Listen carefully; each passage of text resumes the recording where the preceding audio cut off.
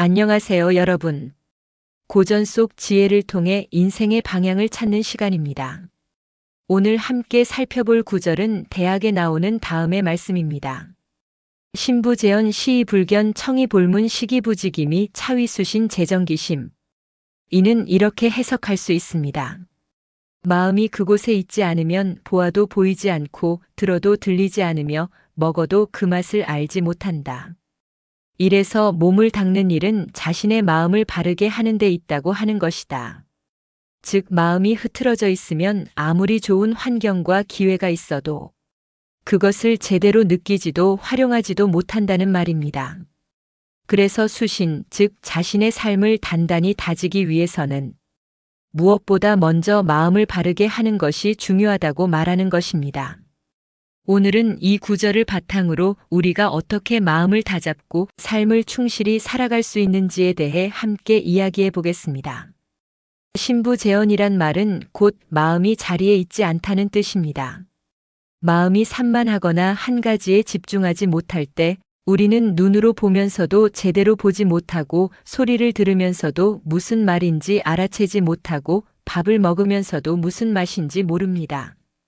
이처럼 삶의 순간순간이 허공처럼 흘러가 버리는 이유는 바로 우리의 마음이 중심을 잃었기 때문입니다. 그래서 고전에서는 늘 마음을 다스리는 법, 즉 바른 마음을 가장 중요한 수양의 시작점으로 여겼습니다. 조선시대의 대학자 율곡이인은 어려서부터 유난히 집중력이 뛰어났던 것으로 유명합니다. 그가 12살 무렵 어느 날 어머니 신사임당이 부엌에서 일을 하다가 아들에게 밥 먹으라고 불렀지만 이인은 책을 읽느라 들은 척도 하지 않았습니다. 어머니는 슬그머니 방으로 들어가 보았는데 이인은 책장을 넘기는 손이 멈추지 않았고 그의 눈은 글자에 꽂혀 있었습니다. 마치 책 속에 들어가 있는 듯한 모습이었습니다. 어머니는 미소 지으며 조용히 방을 나왔다고 합니다. 율곡은 이렇게 말했습니다. 마음을 두지 않고 행하는 것은 아무 의미가 없다. 나의 학문도 나의 삶도 마음을 바르게 함으로써 시작된다. 그가 후일 경장학파의 거두로 불리게 된 배경에는 이처럼 마음을 다스리고 집중했던 태도가 크게 작용했던 것입니다. 현대를 살아가는 우리에겐 이 고전의 메시지가 더욱 절실합니다. 스마트폰, 게임, TV, 뉴스, 잡념 이 모든 것들이 우리의 바른 마음을 방해하고 있습니다. 한 직장인은 하루에 평균 4시간 이상을 스마트폰으로 보내고 있었습니다. 자신은 별로 하지 않는다고 생각했지만 앱 사용 기록을 확인하고 깜짝 놀랐습니다. 그 시간 동안 그는 무의식적으로 뉴스만 훑고 쇼핑 앱을 넘기며 의미 없는 시간을 보내고 있던 것이죠. 그는 이렇게 말했습니다. 밥을 먹으면서도 휴대폰을 보고 사람 말을 들으면서도 다른 생각을 하고 일을 하면서도 집중이 되지 않아요. 마음이 늘 분산돼 있었습니다. 이후 그는 스마트폰 사용 시간을 줄이고 하루 30분씩 명상과 글쓰기를 시작했습니다. 몇 달 후 그는 같은 일이 더 수월하게 느껴졌고 사람들과의 관계도 더 깊어졌다고 말했습니다. 그의 변화는 마음을 다스리는 것에서 시작된 것입니다. 그렇다면 우리도 어떻게 하면 마음을 바르게 할 수 있을까요? 다음의 5가지 방법을 실천해 보세요. 첫 번째, 하루 한 번 마음을 들여다보는 시간을 가져야 합니다. 잠들기 전 오늘 어떤 감정이 있었고 왜 그런 생각을 했는지 되돌아보는 시간을 가져보세요. 두 번째, 식사할 땐 식사에만 집중해야만 합니다. TV를 끄고 휴대폰을 내려놓고 음식의 색과 향과 맛에 집중해 보세요. 그것만으로도 마음이 맑아집니다. 세 번째, 하루 10분의 명상을 실천해 보세요. 복잡한 마음을 가라앉히는데 큰 도움이 됩니다. 생각을 멈추고 호흡에 집중해 보세요. 네 번째, 한 가지 일에 몰입하는 습관을 길러야 합니다. 멀티태스킹은 비효율적입니다. 지금 하고 있는 한 가지에만 집중하는 습관을 들이세요. 5번째, 감사일기를 쓰세요. 하루를 마치며 감사한 일을 3가지 적는 것만으로도 마음이 따뜻해지고 긍정적으로 바뀝니다. 대학의 오늘의 구절은 단지 집중하라는 말이 아닙니다. 우리가 삶을 살면서 진정한 깨달음을 얻고 자신을 수양하기 위해서는 반드시 마음을 바르게 해야 한다는 삶의 본질을 말해주는 것입니다.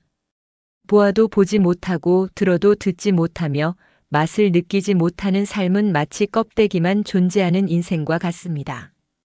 그러니 오늘 하루 내 마음은 지금 어디에 있는가? 이 질문을 스스로에게 던져보는 건 어떨까요?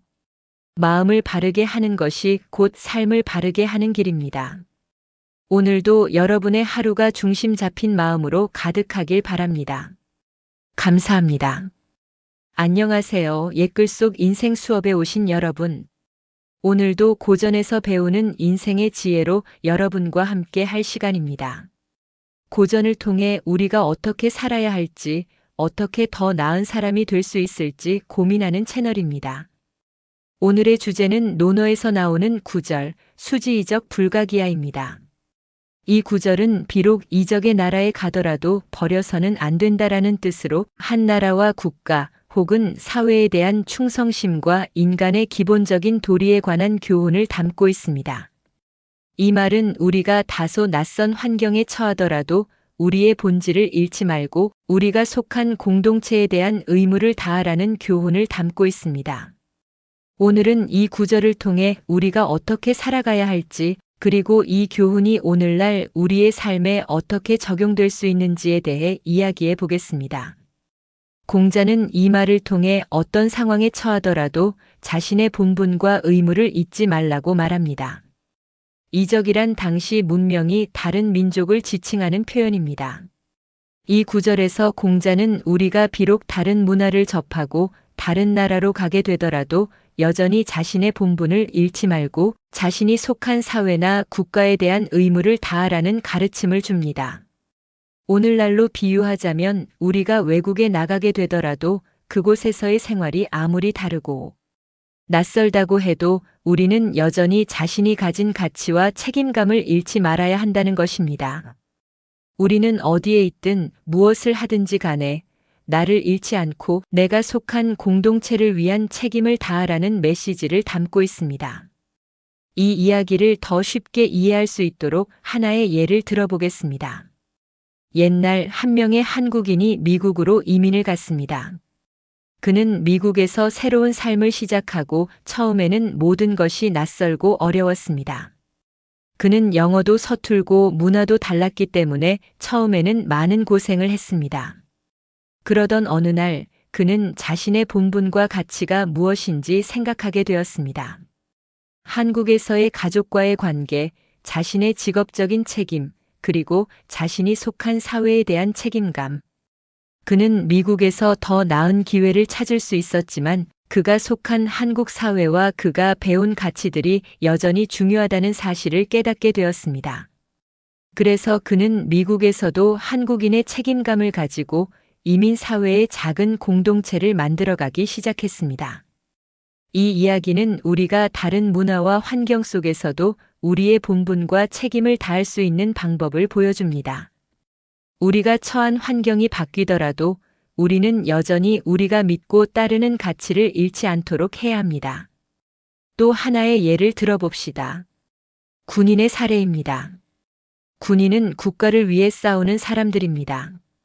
이들은 외부의 적, 즉 다른 나라와의 전쟁에서 국가를 지키기 위해 싸웁니다. 이 군인들이 전쟁터에 나가게 되면 그들의 임무는 단순히 이기기만이 아니라 국가를 지키는 것입니다. 그들의 책임감과 충성심은 아무리 어려운 상황에 처하더라도 변하지 않습니다.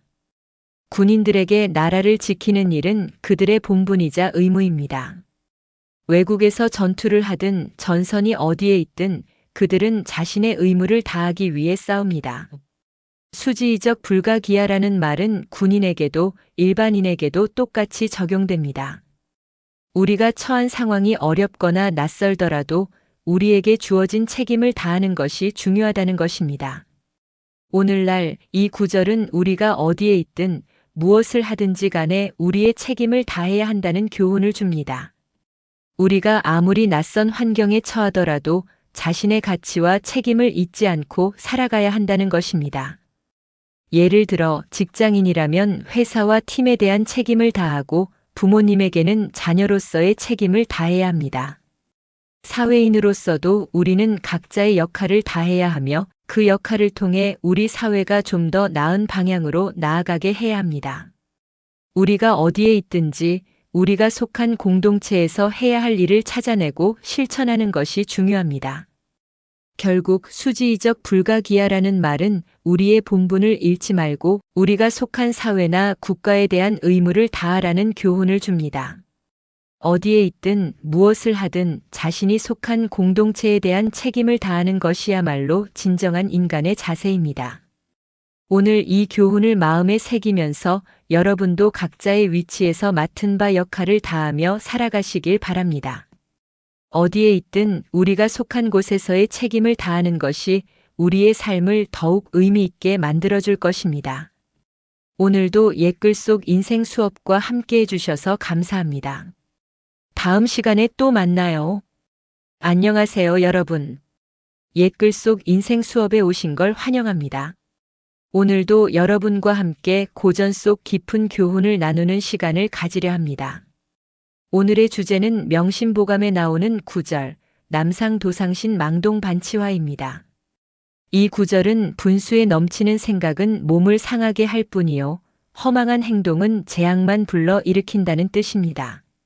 오늘은 이 교훈이 우리의 일상생활에서 어떻게 적용될 수 있는지, 그리고 이 말을 통해 우리가 배울 수 있는 중요한 인생의 교훈에 대해 이야기해 보겠습니다. 시청자 여러분께서는 인생에 많은 경험이 있으시니 이 교훈이 주는 의미를 더욱 깊이 새기실 수 있을 것입니다. 먼저 이 구절의 핵심을 풀어보겠습니다. 공자는 분수에 넘치는 생각은 몸을 상하게 할 뿐이라고 말합니다. 즉, 우리가 너무 지나치게 생각하거나 과도하게 욕망을 좇는다면 결국 정신적, 신체적으로 피곤해지고 불안해지며 몸과 마음 모두가 상하게 된다는 뜻입니다. 또한 허망한 행동은 재앙만 불러 일으킨다는 부분은 행동이 무분별하고 충동적으로 이루어질 경우 그 결과는 대부분 좋지 않다는 교훈을 주고 있습니다. 우리가 한 번의 잘못된 선택이나 충동적인 행동으로 인생에 큰 문제를 일으킬 수 있다는 것이죠. 이 교훈은 생각과 행동에 대한 경고입니다. 우리는 과도한 생각에 빠지지 말고 허망한 행동에 휘둘리지 말자는 교훈을 얻을 수 있습니다. 생각은 우리를 이끌어가는 중요한 힘이지만 지나친 생각은 때로 우리를 불안과 스트레스에 빠지게 하고 결국 우리의 삶을 방해할 수 있습니다. 행동 역시 마찬가지로 충동적이고 목적 없는 행동은 종종 후회와 재앙을 초래하게 됩니다. 한 예를 들어볼까요? 고민이 많은 한 사람이 있었습니다.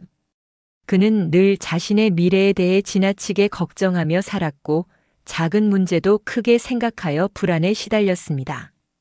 하루는 회사에서 중요한 프로젝트가 진행되었는데 그는 그 일을 잘 마칠 수 있을지 걱정하면서 잠을 잘 수 없었습니다.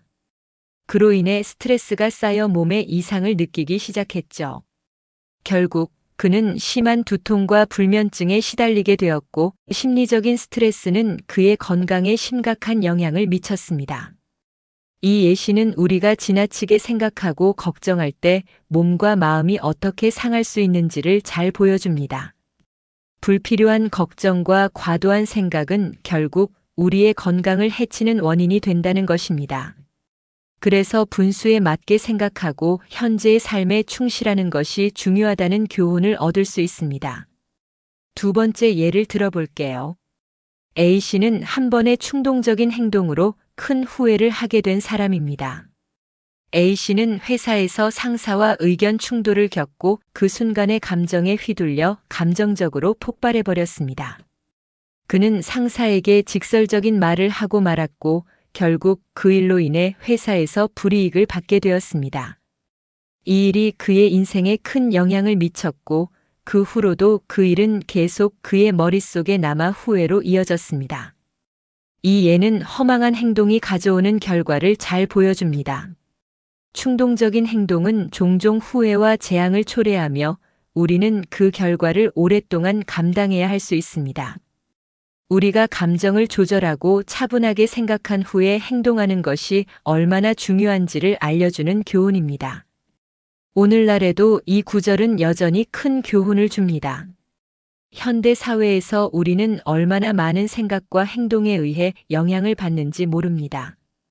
예를 들어 사회적 압박감이나 경쟁에 의해 너무 많은 고민과 걱정을 하거나 갑작스러운 감정에 의해 충동적인 행동을 하기도 합니다.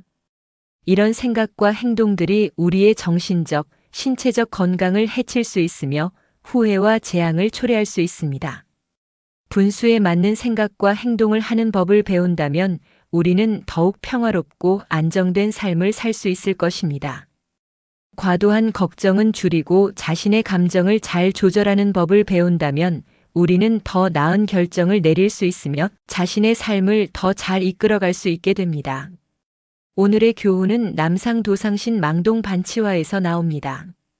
분수에 넘치는 생각은 몸을 상하게 할 뿐이요, 허망한 행동은 재앙만 불러 일으킨다는 이 말은 우리에게 조금 더 차분하게 생각하고 자신의 행동에 신중함을 기하라는 교훈을 주고 있습니다. 우리는 불필요한 걱정을 줄이고 자신의 감정을 잘 다스리며 더 나은 삶을 살아갈 수 있는 방법을 배우자는 것입니다. 우리 모두 자신의 생각과 행동을 잘 다스리는 법을 배우고 마음의 평화를 유지하는 삶을 살아가기를 바랍니다. 오늘도 옛글 속 인생 수업과 함께 해주셔서 감사합니다. 다음 시간에 또 만나요. 안녕하세요, 여러분. 옛글 속 인생 수업에 오신 걸 환영합니다. 오늘도 우리가 함께 고전 속에서 인생의 교훈을 찾아보는 시간을 가지려고 합니다. 오늘의 주제는 맹자의 구절 중 하나인 요수불이 수신이사지 소이인명하입니다. 이 구절은 일찍 죽고 늦게 죽는 것을 개의치 않고 흔들림 없이 하던 바를 다하고 몸과 마음을 바로잡으며 천명을 기다려야 비로소 몸이 편해지고 마음이 안정된다는 뜻을 담고 있습니다.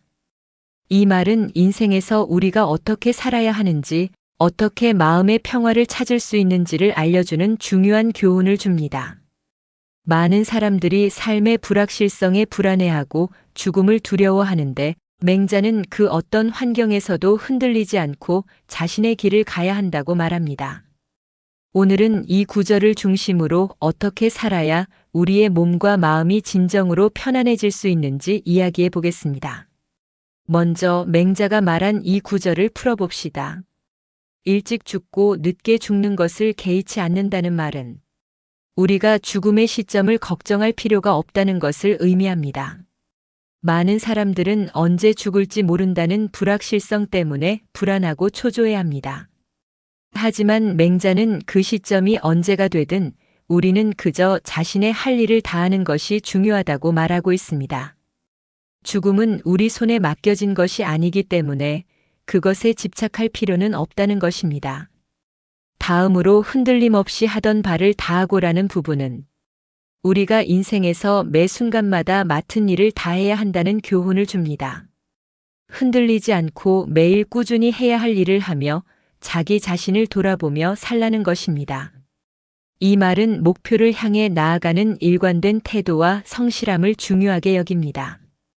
그리고 몸과 마음을 바로잡으며 천명을 기다려야라는 부분은 우리의 삶을 살아가면서 몸과 마음을 잘 다스려야 한다는 것입니다. 건강한 몸과 마음을 유지하는 것이 인생의 안정과 평화를 가져다 준다는 교훈입니다. 또한 천명은 우리가 어떤 일을 하며 살아가야 할지에 대한 본연의 길을 의미합니다. 결국 우리는 우리의 역할을 다하고 나서 하늘이 주어진 시간을 보내는 것이라는 생각을 전하고 있습니다. 이 말을 이해하기 쉽게 예화를 들어볼까요? 한 사람 B씨가 있었습니다. 그는 언제 죽을지 모르기 때문에 항상 불안하고 걱정이 많았습니다. 그는 건강에 대한 걱정으로 하루하루를 불안하게 보냈고 자신의 목표를 이루기 위해 필요한 일을 미루고 있었습니다. 그는 자신의 몸과 마음을 잘 다스리기보다는 죽음을 의식하며 두려워했습니다. 그러던 어느 날 B씨는 맹자의 이 구절을 읽고 깊은 깨달음을 얻었습니다. 그는 이제 죽음에 대한 걱정을 내려놓고 매일 할 일을 성실히 하기로 결심했습니다. 매일 운동을 하며 몸을 돌보고 마음을 차분하게 가라앉히기 위한 명상을 시작했습니다. 그렇게 몇 달이 지나자 그의 삶은 점차 달라졌습니다. 그는 죽음을 두려워하지 않게 되었고 자신의 할 일을 다하는데 집중하게 되었습니다. B 씨의 이야기는 맹자가 말한 흔들림 없이 하던 바를 다하고라는 교훈을 실제로 실천한 예입니다. 자신의 일을 다하며 살아가는 것이 얼마나 중요한지를 보여주는 이야기입니다. 또 다른 예로 시씨를 들 수 있습니다. 시씨는 젊을 때부터 자신의 목표를 세우고 꾸준히 노력해온 사람입니다. 그러나 어느 날 그는 자신의 성공만을 추구하느라 몸과 마음을 돌보지 않았습니다. 그는 과도한 업무 스트레스와 불규칙한 생활로 건강이 악화되었고 정신적으로도 불안정해졌습니다. 그때 그는 맹자의 교훈을 되새기며 몸과 마음을 바로잡기로 결심했습니다. 시씨는 하루 일과 중에 시간을 내어 운동을 하고 매일 명상과 독서를 하며 마음을 다스리는 법을 배웠습니다. 그는 자신의 삶의 균형을 맞추고 일에 대한 집착을 내려놓고 천천히 삶을 즐기기로 했습니다. 결국 시씨는 정신적, 신체적으로 건강해졌고 진정한 성공을 이루었습니다. 시씨의 이야기는 맹자가 말한 몸과 마음을 바로잡으며 천명을 기다려야라는 교훈을 실천한 예입니다. 몸과 마음을 잘 관리하는 것이 진정한 성공과 평화를 가져온다는 중요한 교훈을 줍니다. 오늘날 우리에게도 이 교훈은 여전히 유효합니다. 특히 현대 사회에서 우리는 많은 스트레스와 불안에 시달리며 살고 있습니다. 일에 치여 건강을 돌보지 않거나 지나치게 걱정하고 불안해하는 경우가 많죠. 그러나 맹자는 그 모든 불안과 걱정을 내려놓고 자신의 길을 걸어가라고 말합니다. 우리가 현재 해야 할 일을 충실히 하면서 몸과 마음을 잘 관리하는 것이 가장 중요한 일이라는 것입니다. 과도한 걱정과 불안을 내려놓고 목표를 향해 일관되게 나아가는 것, 그리고 몸과 마음을 다스려 건강을 유지하는 것이 진정한 안정과 평화를 가져다 준다는 교훈을 주고 있습니다. 오늘의 교훈은 맹자가 말한 일찍 죽고 늦게 죽는 것을 개의치 않고 흔들림 없이 하던 바를 다하고 몸과 마음을 바로잡으며 천명을 기다려야 비로소 몸이 편해지고 마음이 안정된다는 말입니다. 이 말은 우리가 인생에서 불안해하지 말고 현재 해야 할 일을 하며 몸과 마음을 돌보는 것이 얼마나 중요한지를 가르쳐 줍니다. 여러분도 이제 맹자의 이 교훈을 마음에 새기고 현재 할 일을 성실히 하며 몸과 마음을 잘 다스리는 삶을 살아가시길 바랍니다. 그렇게 하면서 여러분도 몸과 마음의 평화를 찾고 진정한 행복을 느낄 수 있을 것입니다. 오늘도 옛글 속 인생 수업과 함께 해주셔서 감사합니다. 다음 시간에 또 만나요. 안녕하세요. 옛글 속 인생 수업입니다. 오늘도 고전 한 줄에서 삶의 통찰을 찾아보는 시간 함께 해주셔서 감사합니다. 아, 그때 그걸 샀어야 했는데. 그때 그 일에 발을 들여놓았더라면. 우리 시청자 여러분께서는 살아오며 수없이 많은 기회와 마주했습니다. 하지만 그중 얼마나 많은 기회를 알아보고 잡아봤을까요? 오늘 소개할 고전은 바로 사기에 나오는 기화과거라는 말입니다. 이 말은 진귀한 물건은 사두면 가치가 오른다. 즉, 귀한 기회가 눈앞에 있을 때는 과감히 잡아야 한다는 뜻이죠. 이 말은 단순히 돈과 재물을 넘어서 우리 인생의 중요한 선택과 타이밍에 대한 깊은 교훈을 줍니다. 이제 고전 속 이야기부터 풀어가 보겠습니다. 기화과거는 중국 사기 여부리 열전에 나오는 말입니다.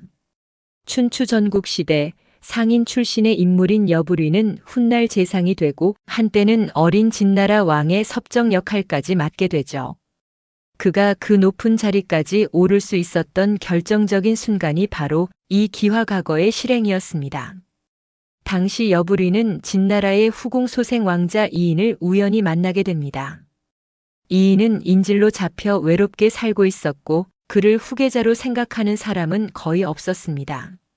하지만 여부리는 그를 보며 속으로 이렇게 생각합니다. 이 사람은 흔한 사람이 아니다. 앞으로 왕위에 오르면 큰 기회가 될 수 있겠군. 기화각어다. 그는 이인을 도와주고 그를 후계자로 만들기 위해 적극적으로 나섭니다. 그리고 실제로 이인이 진나라 왕위에 오르자 여부리는 총리 자리에 오르게 됩니다. 결국 여부리는 하나의 인생 기회를 정확히 보고 그 기회를 모험처럼 투자해 성공을 거둔 인물이 된 것이죠. 이 고사는 단순히 역사 속 이야기가 아닙니다. 우리 주변에서도 비슷한 일이 얼마나 많을까요? 예전에 A씨는 서울 외곽에 있는 작은 땅을 살 수 있는 기회가 있었습니다. 당시 주변 사람들은 거기 뭐가 되겠어? 하고 말렸지만 왠지 그곳은 도로가 뚫릴 것 같고 조용한 투자처라는 생각이 들었습니다.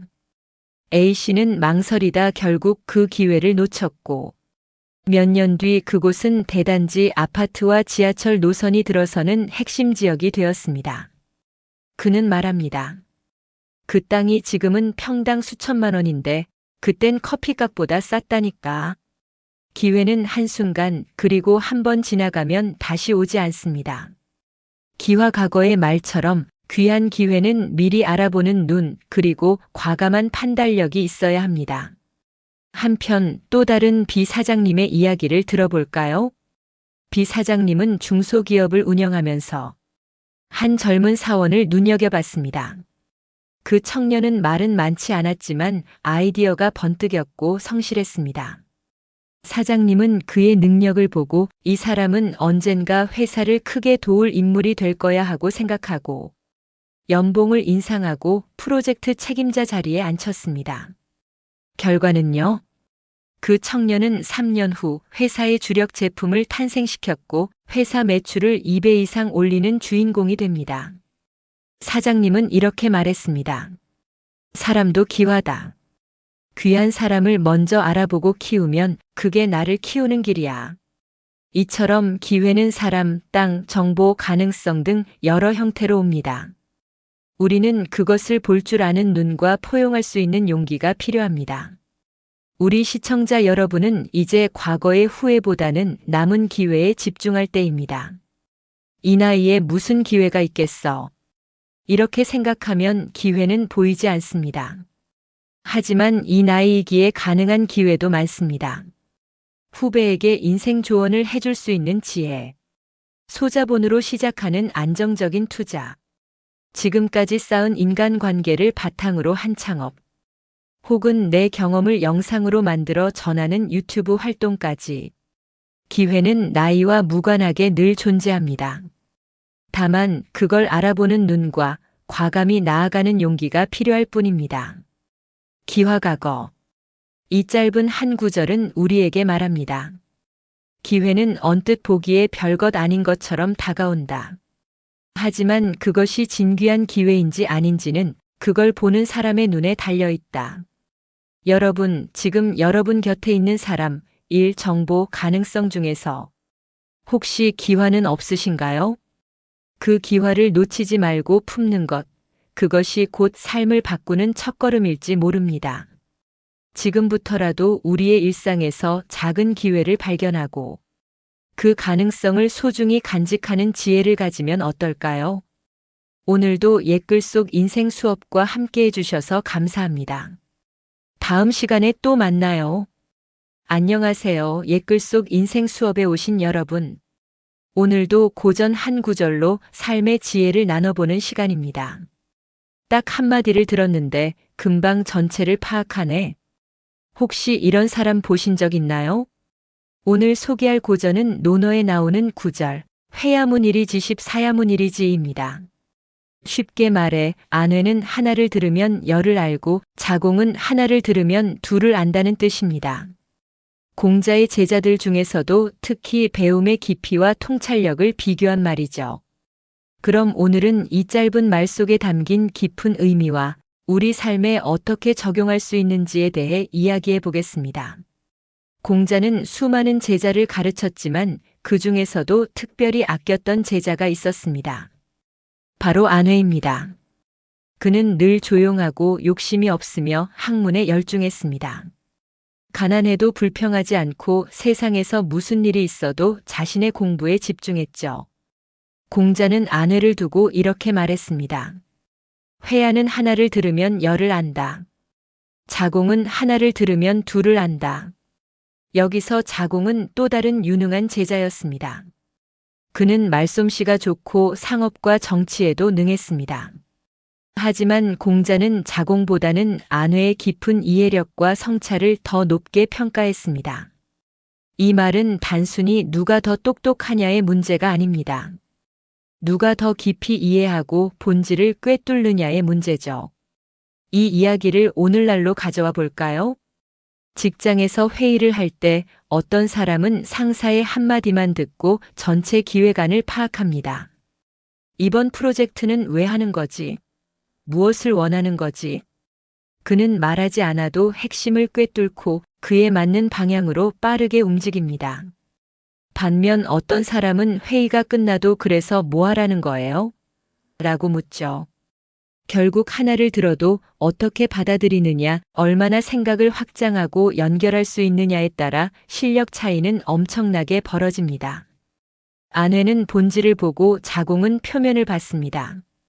우리도 매일매일의 대화와 정보 속에서 하나를 듣고 열을 생각할 수 있는 사람이 될 수 있을까요? 예전에 한 수학 선생님이 두 학생을 가르쳤습니다. 한 학생은 공식을 하나 알려주면 그걸 바로 응용해서 비슷한 문제를 쫙 풀어냈습니다. 하지만 다른 학생은 매 문제마다 이건 어떻게 풀어요? 선생님, 또 알려주세요. 공부하는 시간은 비슷했지만 이해력의 깊이에서 차이가 나는 것이죠. 선생님은 말했습니다. 지식은 단순히 외우는 게 아니야. 하나를 배우면 그걸로 10가지를 생각해봐야 진짜 공부지. 이건 어른이 된 지금도 마찬가지입니다. 뉴스 한 줄을 보더라도 그 이면을 생각하고 흐름을 읽고 나에게 어떤 영향을 줄지까지 연결해 보는 것이 바로 하나를 듣고 열을 아는 지혜입니다. 우리가 40, 50대가 되면 자연스럽게 삶에 대한 통찰력도 깊어집니다. 하지만 한편으로는 고정관념과 익숙함에 갇혀 새로운 걸 배워도 그걸 확장하지 못할 때가 많습니다. 예를 들어 스마트폰 배우기. 한 기능을 배우면 그걸 바탕으로 다른 앱, 사진 편집, 영상 만들기 등으로 응용할 수 있어야 하는데 자꾸 똑같은 질문을 반복하게 되죠. 이건 능력의 문제가 아니라 태도의 문제입니다. 배우는데 끝이 없다는 마음, 그리고 배운 것을 연결하고 확장하려는 노력이 우리 인생의 깊이를 결정지을 수 있습니다. 자, 그렇다면 하나를 듣고 열을 아는 힘은 어떻게 기를 수 있을까요? 첫째, 듣고 나서 생각하기입니다. 그저 듣고 넘기지 말고 왜 그럴까? 이 말은 다른 데도 적용될까? 질문을 던져보는 습관을 가지세요. 둘째, 연결짓기입니다. 배운 것과 내 경험, 주변 사람들의 일, 그리고 세상 흐름과 연결해 보는 겁니다. 셋째, 실천해 보기입니다. 배운 지식은 실천을 통해 진짜 내 것이 됩니다. 작은 것이라도 써보고 실수하면서 배우면 그건 단순한 정보가 아닌 지혜가 됩니다. 이런 습관이 쌓이면 우리는 공자의 칭찬처럼 하나를 듣고 열을 아는 사람이 될 수 있습니다. 공자는 분명히 말했습니다. 회야문일이지십 사야문일이지. 공부는 시간의 문제가 아닙니다. 깊이의 문제입니다. 듣고 보고 읽은 것을 얼마나 깊이 받아들이고 확장하느냐에 따라 우리는 완전히 다른 인생을 살아가게 됩니다. 지금부터라도 하루하루를 단순히 지나는 시간이 아닌 배움의 확장으로 살아가 보세요. 그리고 자신에게 질문해 보세요. 나는 지금 아내처럼 배우고 있는가? 오늘도 옛글 속 인생 수업과 함께 해주셔서 감사합니다. 다음 시간에 또 만나요. 안녕하세요. 옛글 속 인생 수업입니다. 오늘도 여러분과 함께 고전 속에서 마음을 다스리는 지혜를 찾아보겠습니다. 오늘의 고전 구절은 명심보감에서 나왔습니다. 정시묵물수 불독서 가히 위유덕군자. 마음을 안정시켜 사물에 대응할 수 있다면 비록 책을 읽지 않았더라도 덕이 있는 군자가 될 수 있다. 이 구절은 듣는 순간 많은 분들의 마음을 편안하게 합니다. 특히 배움이 부족하다고 느끼는 사람들, 혹은 학력이 낮다고 주눅 들어 있는 이들에게 큰 위로가 되죠. 하지만 이 말은 단순한 위로 이상의 인생의 진실을 담고 있습니다. 오늘은 이 구절을 중심으로 배움보다 더 중요한 마음의 안정과 덕성에 대해 이야기해 보겠습니다. 정시묵물. 이 말은 먼저 마음을 안정시키고 외부 상황에 대응하라는 뜻입니다. 즉, 세상살이에서 가장 중요한 것은 지식보다도 마음의 중심을 잡는 것이라는 뜻입니다. 요즘 세상은 정보도 많고 변화도 빠르죠. 뉴스, 유튜브, 스마트폰 알림까지. 마음이 수시로 흔들리고 조급해지고 불안해집니다. 하지만 이럴 때일수록 필요한 건 바로 마음의 평정입니다. 마음이 안정되면 상황을 객관적으로 보고 감정에 휘둘리지 않으며 지혜롭게 대응할 수 있습니다. 그렇기에 고전은 말합니다. 비록 책을 많이 읽지 않았더라도 마음이 안정되고 바르면 덕을 갖춘 사람이다. 관련된 예화 하나 들려드릴게요. 예전에 시골 마을에 아주 인자한 노인이 살고 있었습니다. 그는 학교도 다니지 않았고 한글도 겨우 읽는 정도였죠. 하지만 마을 사람들은 무슨 일이든 그에게 먼저 물었습니다. 어르신, 이 땅 사야 할까요? 아들 장가 보낼 때 어떻게 해야 할까요? 집안이 시끄러운데 어떻게 해야 좋을까요? 그 노인은 매번 이렇게 대답했습니다. 서두르지 말고 하룻밤 자고 다시 생각해보게. 사람의 일은 말이 아니라 마음을 보고 결정하게. 그의 말은 화려하지 않았지만 항상 중심이 있었고 사람을 편안하게 만들었습니다. 어느 날 마을 젊은이가 그에게 물었습니다. 어르신은 학교도 안 다니셨다는데 어떻게 그렇게 지혜로우세요? 그는 웃으며 말했습니다. 책은 못 읽어도 사람 마음은 읽을 수 있지. 조급하지 말고 화내지 말고 매일 마음을 닦으면 누구든 좋은 사람이 될 수 있어. 이 말이 바로 오늘의 구절과 이어집니다. 정시묵물수 불독서 가히 위우덕군자. 마음을 잘 다스리고 사물에 바르게 대응한다면 그를 몰라도 덕 있는 군자가 될 수 있는 것입니다. 반면 지식은 넘치지만 덕이 부족한 사람은 어떨까요? 도시에 살던 한 젊은 회사원이 있었습니다.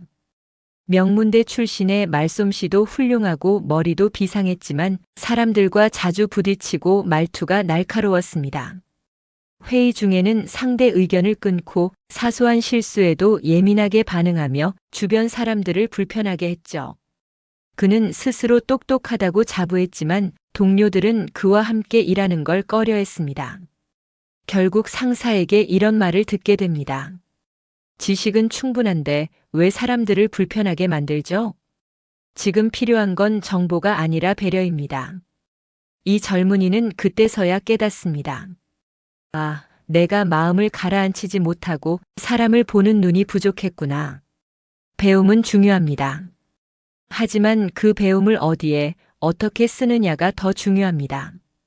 마음이 정돈되지 않으면 아무리 많은 지식을 쌓아도 그 사람은 존경받지 못합니다.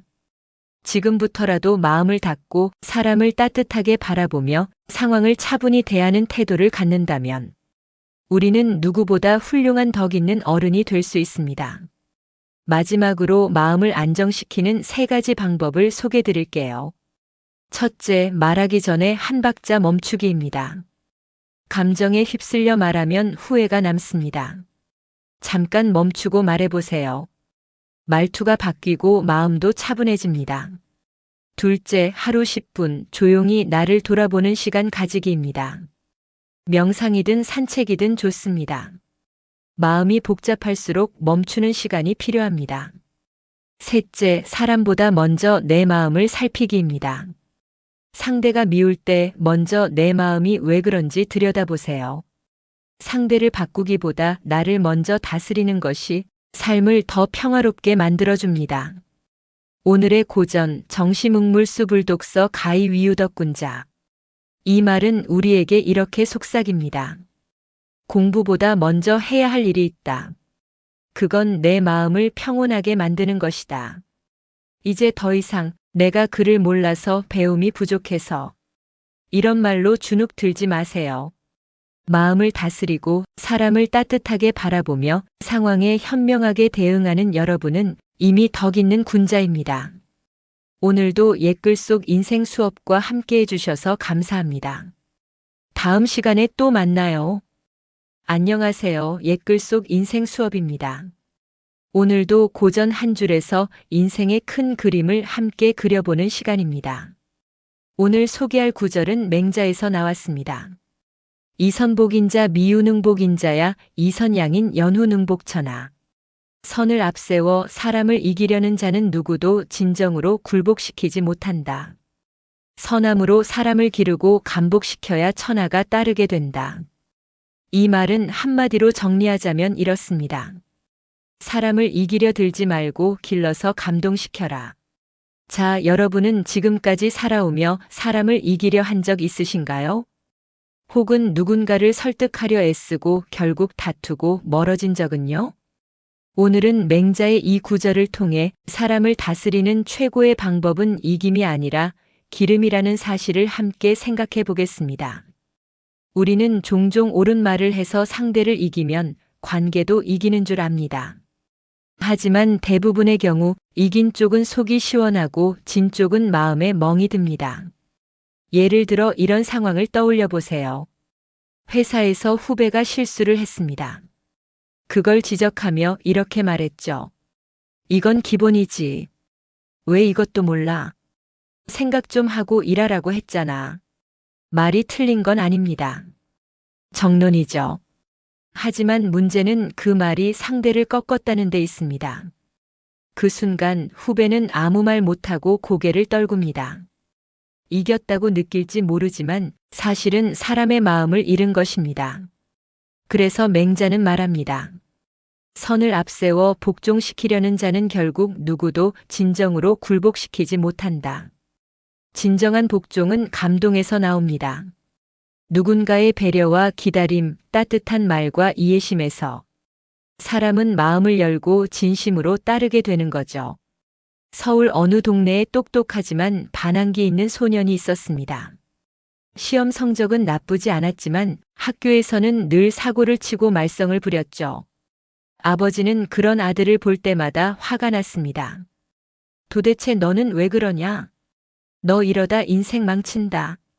화를 내며 야단치고 회초리도 들었습니다. 하지만 아들은 점점 더 마음을 닫아갔습니다. 그런데 어머니는 달랐습니다. 아들이 사고를 쳐도 말썽을 부려도 항상 따뜻한 눈빛으로 말했습니다. 많이 답답했구나. 무슨 일이 있었니? 괜찮아. 엄마는 내가 이겨내리라 믿어. 아들은 시간이 걸렸지만 결국 스스로 바뀌기 시작했습니다. 아버지의 말은 맞았지만 어머니의 마음이 나를 바꾸었습니다. 그렇습니다. 이기는 말은 마음을 닫게 하고 기르는 말은 마음을 열게 합니다. 한 중소기업의 이야기입니다.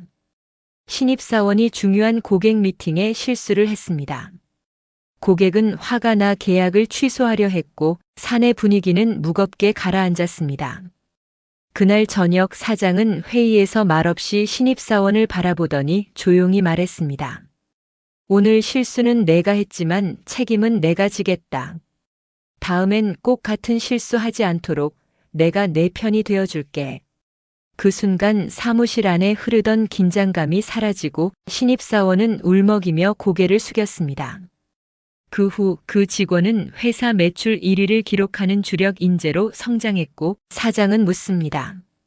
사람을 혼낸다고 성장하는 게 아니야. 기회를 주면 스스로 잘하더라고. 이게 바로 맹자가 말한 이선양인 연후능복천하. 선으로 사람을 기르면 천하가 따른다는 말의 실천입니다. 지금 이 영상을 보고 계신 많은 분들은 직장에서, 가정에서 혹은 사회 속에서 누군가를 이끄는 위치에 계실 겁니다. 이제는 내가 더 많이 안다는 말보다 내가 더 오래 기다릴 수 있다는 여유가 더 큰 힘입니다.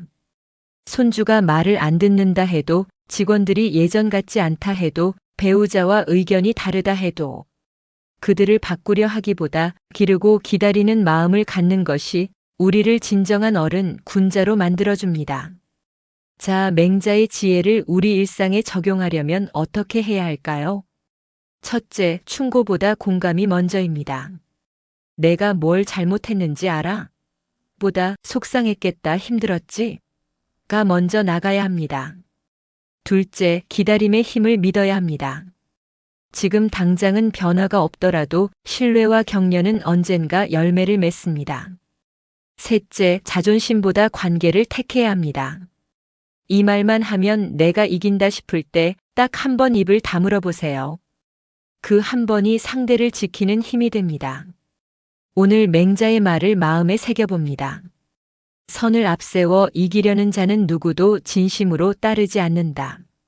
선으로 감동을 주고 품어야 진짜 사람이 따른다.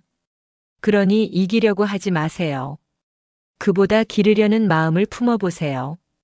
오늘 하루 내 곁에 누군가를 이기려 하지 않고 이해해 주기로 결심하는 것, 그게 바로 천하를 얻는 첫걸음입니다. 오늘도 옛글 속 인생 수업과 함께 해주셔서 감사합니다. 다음 시간에 또 만나요. 안녕하세요. 옛글 속 인생 수업입니다. 오늘도 고전 한 구절에서 우리의 인생을 돌아보고 지혜를 나누는 시간 함께 해주셔서 감사합니다. 오늘은 고전 중에서도 전략과 지휘의 바이블, 손자병법에 나오는 구절을 살펴보겠습니다. 고 지병지장 민지사명 국가안위지주야. 군사를 잘 다루는 장군은 백성의 생사를 좌우하고 나라의 안전과 위태로움을 책임지는 존재이다. 이 구절은 전쟁을 위한 말 같지만 사실은 모든 리더에게 해당되는 말입니다. 가정의 어른, 회사의 책임자, 조직의 중심이 되는 사람 모두에게 이 한 줄은 깊은 울림을 줍니다. 오늘은 이 구절을 통해 진짜 리더란 어떤 사람인가, 그리고 책임 있는 삶이란 무엇인가에 대해 함께 이야기해 보겠습니다. 손자는 말합니다. 장군 한 명의 판단이 수천, 수만 명의 생사를 가른다. 단지 전쟁터의 장군뿐만이 아닙니다. 이 말은 곧 이렇게 바꿔 말할 수 있습니다. 가장의 판단이 가족의 평화를 지키고 사장의 결단이 직원들의 삶을 좌우하며 지도자의 행동이 국민의 안전을 결정한다. 즉, 책임 있는 자리에 있는 사람일수록 자신의 말과 행동, 판단이 얼마나 무거운지를 알아야 한다는 말입니다. 오늘날 리더가 자주 하는 실수는 나는 방향만 정했을 뿐이라는 말입니다. 하지만 방향을 정하는 그 한마디가 배를 침몰시킬 수도 항구로 이끌 수도 있다는 걸 잊고 있죠. 20세기 초 북대서양을 항해하던 한 상선의 이야기입니다.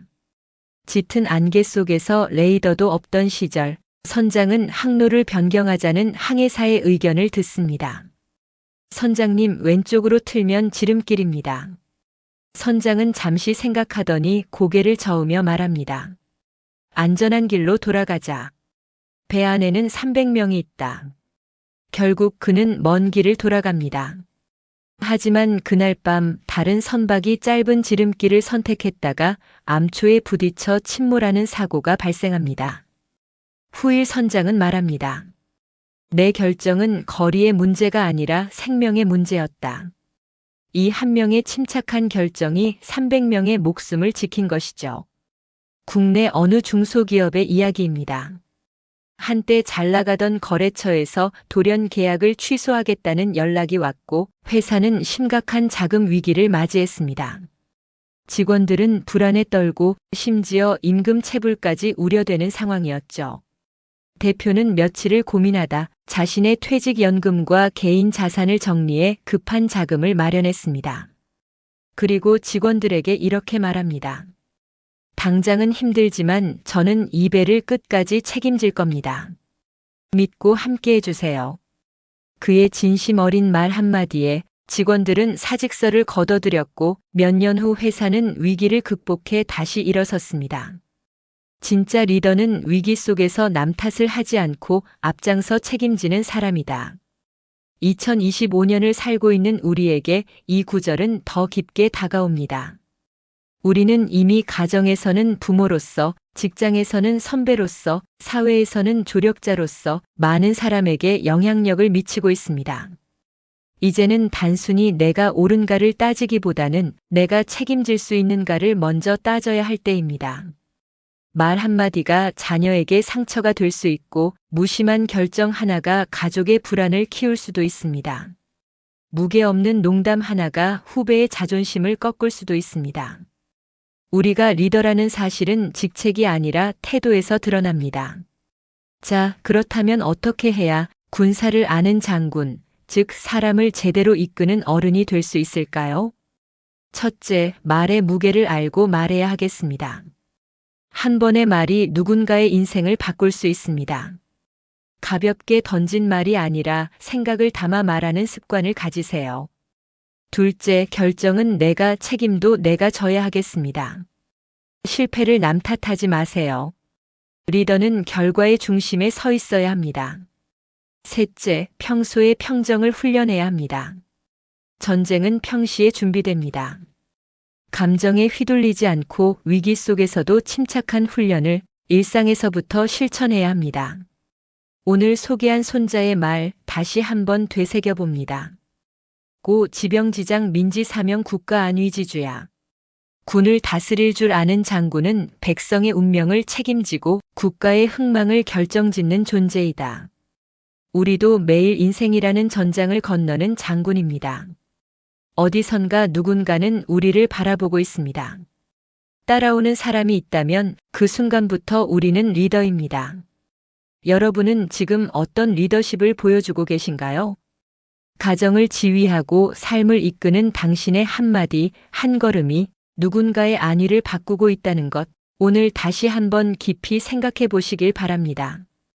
오늘도 옛글 속 인생 수업과 함께 해주셔서 감사합니다. 다음 시간에 또 만나요. 안녕하세요. 옛글 속 인생 수업입니다. 오늘도 고전 한 줄에서 삶의 방향을 찾는 여정을 함께 떠나봅니다. 오늘 우리가 함께 나눌 고전은 공자님의 말씀이자 수천 년 동안 교육과 배움의 핵심 원칙으로 삼아온 구절입니다. 온고이지신 가히위사이. 옛것을 익히고 새로운 것을 알면 다른 사람의 스승이 될 수 있다.